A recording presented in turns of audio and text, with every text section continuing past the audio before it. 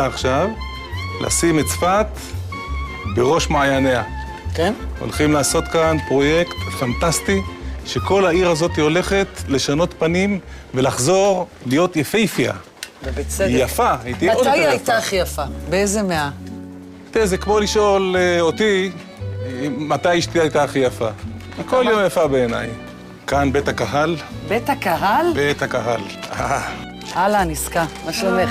ברוכים הבאים. את צפתית? אני צפתית.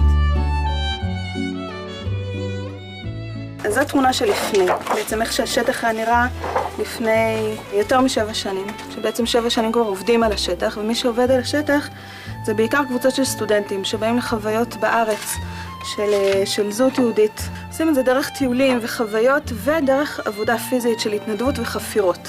שיש פה איזושהי סיסמה של dig into your roots.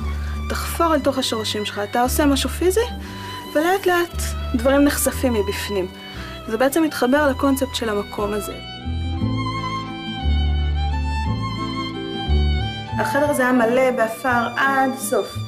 שאי אפשר היה צריך לשכב פה כדי להתחיל להוציא דליים. וואו. ובאמת זה חלק מהקונספט שכולנו מלאים, וצריך רק לחשוף את מי שאנחנו. זאת אומרת, אצלך הכל בעצם בא מהפיזיות לגמרי, זה חומר ורוח משקפים אחד לשני כל הזמן. אז אנחנו נמצאים בחדר שחפרו וראו אותו כבית מרחץ.